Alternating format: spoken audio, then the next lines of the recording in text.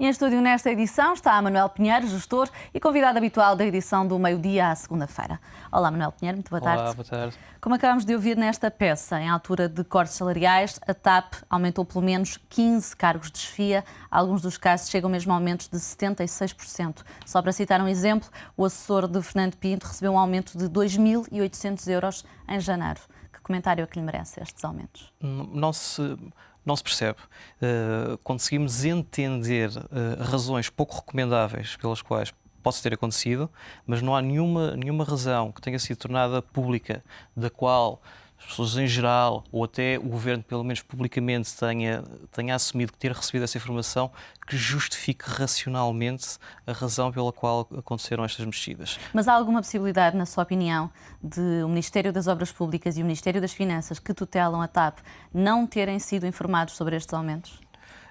Existir, existe. Eu penso que há aqui duas questões. A primeira tem a ver com uma situação difícil e que está relacionada com a forma como se decidiu que o setor empresarial do Estado iria também ser abrangido por estes cortes de salários relacionados com estas medidas de restrição e de austeridade orçamental.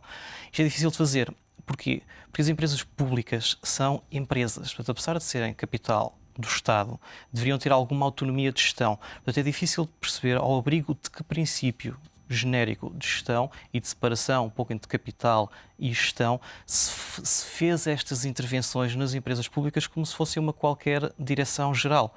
No fundo, como se não existisse uma administração, como não existisse alguma autonomia salarial. Portanto, alguns choques que nós temos visto existirem entre algumas administrações e o Governo têm muito a ver com esta dificuldade de gestão entre aquilo que são seja a administração, já com legitimidade, com alguma autonomia de gestão e com, sim, a responsabilidade de depois apresentar resultados ao acionista, mas não são propriamente uma direção geral a quem um ministro chega e despacha. Depois existe uma outra questão e podemos fazer uma comparação com um exemplo que as pessoas conhecem, infelizmente, também pelas más razões. Quando um governo, seja ele qual for, está perto do fim, é comum vermos colocações pouco recomendáveis.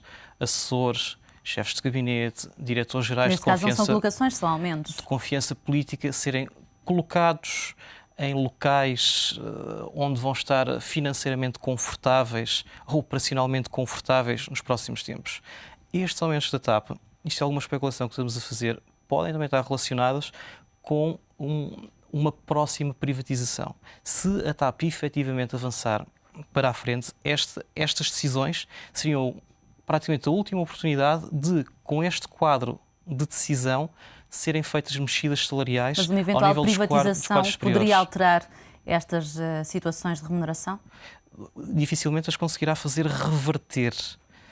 Ou seja, na sua opinião, é a empresa a dar garantias de que estas pessoas vão continuar a receber estes valores caso exista uma privatização? Vão receber mais. Vão receber mais do que recebem e do que tudo indica receberiam se efetivamente a empresa avançar, como tem dito, como inclusive o Ministro das Obras Públicas disse há pouco tempo, que efetivamente avançará com a privatização. E então o que poderia estar a acontecer, muito rapidamente, vamos aqui tomar umas decisões, há aqui um conjunto até de alguns compromissos pessoais que algumas pessoas terão tomados junto de outras, algumas promessas de melhorias, etc. Então, agora que eventualmente nós vamos embora, não nos vamos embora sem fazer um conjunto de coisas. E depois são feitas completamente a contraciclo. Em que medida é que acha que o Governo devia ou poderia intervir neste caso? Eu acho que já que fez uma intervenção com uma filosofia de intervenção que diz não há diferença praticamente nenhuma entre uma direção geral e uma empresa pública, se efetivamente fez a fusão entre estas duas coisas, a fazê-lo tem que fazê-lo de forma coerente. Por exemplo, há comparação possível com o caso da CP Carga, que não fizeram os cortes salariais e a administração foi demitida? Há aqui alguma comparação? Estamos a falar de empresas de caráter diferente. Se bem que no caso da CP Carga, sendo uma empresa do universo CP, vá por assim dizer, houve inclusive conflitos internos, não é? Entre as várias administrações, depois de subempresas. No caso da TAP, aqui é com a administração da própria TAP. Portanto, a haver aqui este conflito, não sabemos se há, espero bem que haja, mas a haver é um conflito direto TAP-administração com o Governo e com a tutela em concreto. Mas a própria TAP justifica que esta é apenas uma alteração do sistema remuneratório de pessoal navegante que começou a desempenhar mais funções em terra e que, por isso, perdeu alguns dos benefícios a que antes tinha direito. E esta é uma forma de alterar a remuneração e deles passarem apenas, diz a empresa, a receber de forma diferente. E diz também a TAP que não vai ter aumento de encargos, mas, segundo o Económico, fez as contas, a TAP, como foi noticiado na semana passada, acabou com 16 cargos de chefia, o que lhe permitia poupar 1 milhão de euros por ano. Mas com esta alteração das remunerações vai gastar 1,2 milhões. Portanto, sim, vai gastar mais. Pois não bate certo, não é? Não bate certo a linha de argumentação da TAP com as contas que foram feitas. Ora, de qualquer forma, nós estamos também, infelizmente, bastante habituados há sempre uma tentativa de justificação técnica daquilo que é injustificável.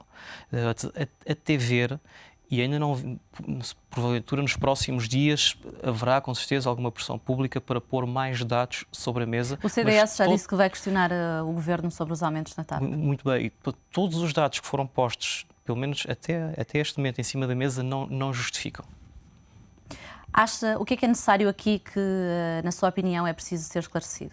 O porquê destes aumentos? Sim, desde já o momento.